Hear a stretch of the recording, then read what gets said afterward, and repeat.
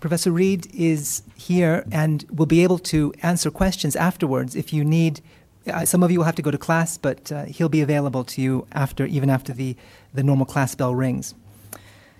T.J. Reid is currently a Fellow of the British Academy and Corresponding Fellow of the Göttingen Academy of Sciences and the Jena Collegium Europaeum, having held the prestigious Taylor Professorship in German at the University of Oxford from 1988 to 2004, and previously was for many years a Fellow of St. John's College at Oxford. In 1999, Professor Reid was the Schiller Professor at the University of Jena and received the Gold Medal of the International Goethe Society in Weimar. In 2003, he was awarded a Humboldt Foundation Research Prize. Author of numerous articles and books, his most recent book on the German Enlightenment will be published in German this year, in fact, this month in a few weeks, and later in an expanded English version. His lecture will range from the Bible to Brecht, as you could see from the title, Reversals, Enlightenment, and the Movements of the Heavens, with an extended focus on the 18th century history of ideas. Professor Reid.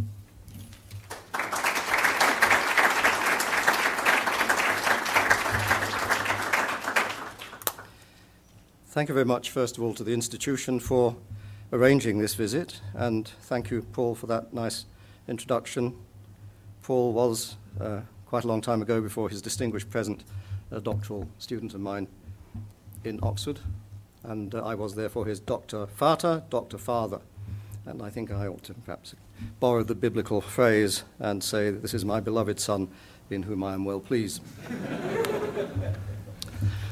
Reversals is the title, Enlightenment and the Movements of the Heavens. It ranges, as has been indicated, from the Bible to Brecht. It's mostly 18th century.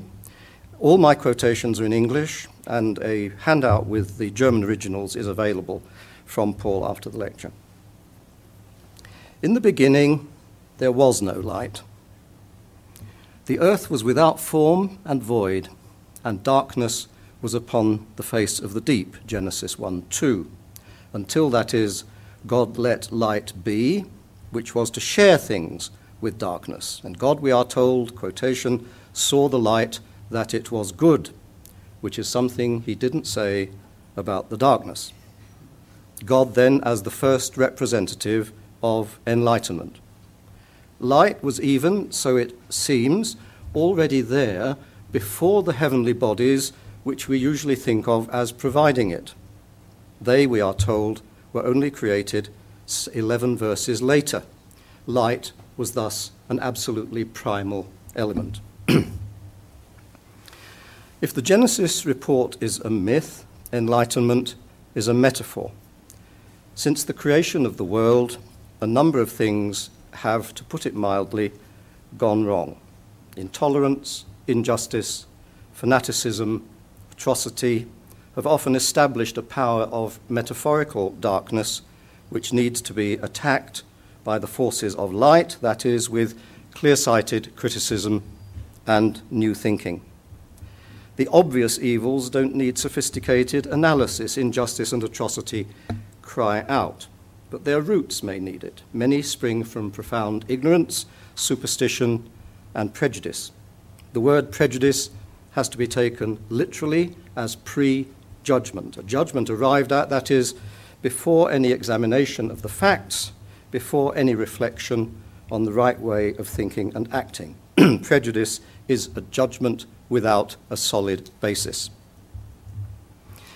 It's a leitmotif, not to say the most fundamental idea in the work of Immanuel Kant, that he is establishing a basis for sound judgment. Philosophy, he says, had always lacked, and the metaphysics of his day signally lacked, the right basic principles. Without any false modesty, he set out to provide them, better late than never. Only then would the intellectual world be set to rights, and with luck, the real world eventually would be too, as a consequence. Kant's aims can be read from his system of metaphors, which have not been much looked at. They're all metaphors of reliability.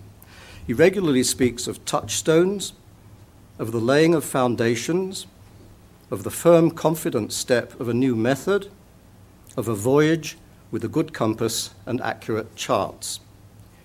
Where his very earliest work had spoken of sticking for safety's sake close to the familiar shore of knowledge, he later speaks of sailing boldly out onto the high seas. People needed, this is the title of one of his mature essays, to orient their thinking.